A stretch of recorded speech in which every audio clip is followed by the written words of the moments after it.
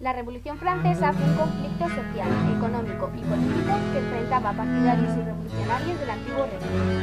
Se inició con el tercer estado en la Asamblea Nacional en 1789 y finalizó un año después con un golpe de estado de Napoleón Bonaparte. Marcó el final del absolutismo y el origen de un nuevo régimen donde la burguesía era la principal fuerza política y no la nobleza y el clero.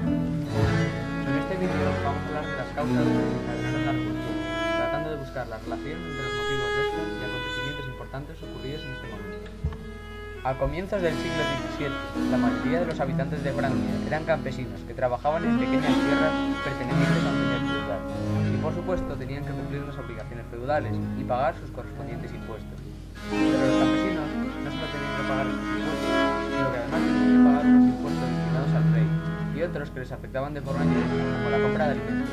Para los campesinos, pagar los impuestos no era una opción, ya que en caso de no hacerlo se les confiscaba el ganado y sus oportunidades de trabajo, por lo que murió casi inseguridad.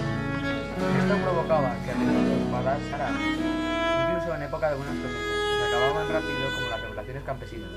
El régimen señorial hacía que el señor tuviera el derecho a cazar, pescar, hacer que los campesinos trabajasen sus tierras para él, quitar sus puentes, pero si los campesinos lo que hacían pedir permiso, eran multados o castigados, y si se trataba de un acuerdo, tenían que pagar parte de su anual y ciertos peajes al realizar determinadas actividades, ya que aunque ellos habitasen y trabajasen las tierras, la propiedad de estas seguía siendo del señor y tenía todos los derechos sobre la misma. Esto daba lugar en ocasiones a abusos por parte de los señores. La mala situación en la economía francesa fue una de las causas de la revolución. En 1788 y 1789 la cosecha fue muy mala debido al duro invierno. Esto hizo que los campesinos tuvieran que comprar el grano a un precio elevado y así fue aumentando el precio de productos como el trigo. Esto trajo como consecuencia la reducción de productos manufacturados y una crisis industrial con aumento de paro. El gobierno gasta mucho dinero en las obras que serían innecesarias y pide prestada una gran cantidad de dinero en esas grandes organizaciones que tienen un bolso de. En esta época la gente pobre no tenía derecho a encender fuego en su propia casa, a no ser que pagaran una gran suma de bienes o de dinero al señor feudal, lo cual dejaría a la familia prácticamente sin ingresos. Esto era conocido como derecho al fuego. Un campesino por sí mismo no puede alimentar a su rebaño por los pastos que pertenecen al señor, ya que éste posee todos los derechos sobre sus tierras y en caso de hacerlo tendrían que pagar una multa que les arruinaría.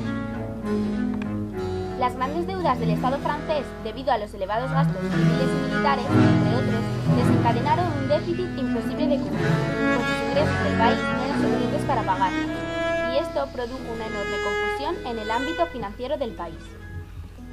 Todos deseaban y esperaban un cambio en el gobierno, sin prever las consecuencias que éste podría derivar, y aunque la población esperaba ansiosa cambios por todas partes, no sabían en qué dirección debían tomarse estos. Debido a la mala situación económica, la calidad de vida de la población bajaba, empezando por el salario de un obrero, que era muy variable dependiendo de su empleo, pero aún así no era grande, ya que el precio de los productos usados diariamente era elevado y en tiempos de crisis aumentaba. Por ejemplo, el precio del pan podía llegar incluso a la mitad del sueldo de un obrero.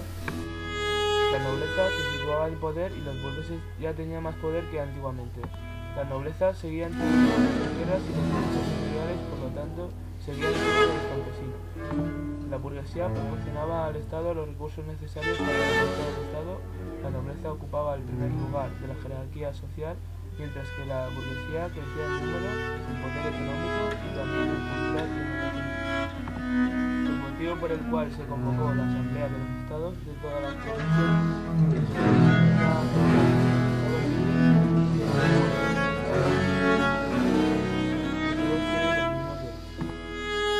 Todo comenzó cuando Calón intentó convencer a la Asamblea de Notables para que aceptasen un impuesto territorial, una reducción de talla y la abolición de las aduanas interiores, pero estos no quisieron aceptar, porque les perjudicaba de forma directa.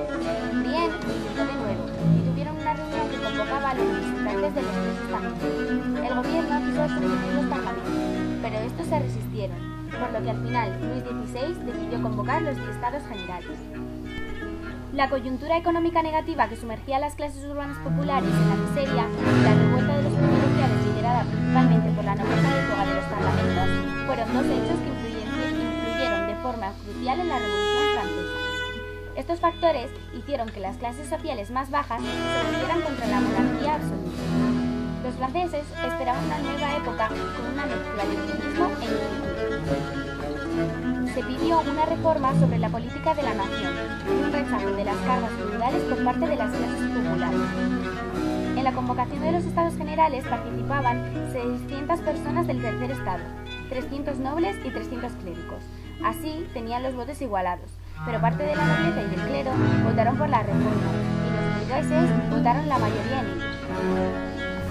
El rey del momento decide poner fin a los males del Estado y dar la felicidad a su pueblo, por lo que el tercer Estado aprovecha la situación y solicita al rey que no permita la práctica de ninguna religión extranjera en el Ducado de Bretaña, que el tercer Estado participe en los Estados Generales y en los Estados provinciales por un número de diputados igual a los del clero más la nobleza, que los estados privilegiados paguen impuestos al igual que el resto, pero cada uno lo haga dependiendo del dinero que posea, que los trabajos relacionados con el ejército sean pagados, que el tercer estado no tenga que pagar ningún tipo de pensión a la nobleza, suprimir los derechos feudales, poder cultivar en las tierras vacías y que los plebeyos puedan ascender de estado. Según los cahiers de doléances de la nobleza de la Bailía d'Amont, los pertenecientes al segundo estado, es decir, a la nobleza, no se despojan de sus privilegios como derechos señoriales y honoríficos, derechos de caza, diezmos, pagos de bienes, etc., bajo ningún concepto. Estos privilegios solo pueden ser retirados por quien se les otorga, teniendo que llegar ambas partes a un acuerdo. Además, en las votaciones, si no hay igualdad numérica entre el clero y la nobleza, se vota por estamento, y los representantes de la nobleza han de ser siempre, al menos, el doble que los del clero. En todo caso, los dos primeros estamentos siempre se considerarán más importantes que el tercero, que no podrá gozar de ningún privilegio. Según los cahiers de doléances del clero de la Bailía de Orleans, el rey debe apoyar a la Iglesia católica en todo, es decir, debe protegerla, asegurarle de que sus súbditos se sometan a ella y respeten sus mandamientos y elaborar leyes que castiguen de forma severa a aquellos que escriban, publiquen o propaguen contenido crítico con la religión. La única religión permitida es la religión católica y cristiana, y todos los niños tienen la obligación de ser bautizados por la Iglesia. Las leyes sobre la santificación de los domingos y festivos deben ser renovadas y respetadas. Además, la exposición de cuadros y grabados contrarios a las creencias cristianas debe ser castigada, así como los espectáculos profanos organizados en la capital o posteriormente en provincias del país. Los arzobispos y obispos deberán permanecer en sus diócesis en todo momento, especialmente en Adviento, Cuaresma y en las principales fiestas del año. Y los colegios deben ser dotados de profesores religiosos que puedan formar a los alumnos en las buenas costumbres cristianas. Los curas y vicarios deben ser dotados mediante un aumento de sus beneficios, en grano, y pueden jubilarse cuando hayan alcanzado la edad o cuando sufran alguna enfermedad. El clero mantiene en todo momento sus privilegios, diezmos y posesiones, y los curas siempre ocupan el primer lugar en las asambleas municipales. En esta época, el tercer estado se encontraba oprimido por la nobleza y el clero. Todo el peso de la sociedad recaía sobre el tercer estado, ya que pagaba impuestos para mantener a los beneficiados. Esta fue una de las principales motivaciones del tercer estado para luchar por un cambio en la organización política del mundo. Esta imagen muestra la sociedad estamental de la época, en la cual el clero y la nobleza forman el estado privilegiado y reciben beneficios en forma de impuestos del tercer estado, que está formado por los campesinos, los burgueses, los artesanos y los marginados sociales. En la imagen hay un campesino apoyado sobre una herramienta con la que se trabajaba el campo, y encima de él aparecen un clérigo y un noble, que simbolizan que el estado privilegiado se aprovecha del trabajo del tercer estado por el simple hecho de tener privilegios. Esta situación provocará revueltas en la sociedad. Los diputados formaron una nueva Asamblea Nacional, la cual se considera un estado de rebeldía que representa la voluntad del pueblo. Se celebra en un polideportivo en el cual se establece el compromiso del juramento del juego de la pelota, en el que se acuerda que no se separarán hasta dotar a Francia de una constitución y hacer frente a las presiones de Luis XVI. También se convencen de que con su poder y su dignidad podrán derrotar al rey. En julio de 1789, el rey reúne un ejército para derrocar a los diputados, pero estos se defienden y finalmente atacan la Bastilla tras el despido del ministro de Economía por Luis XVI.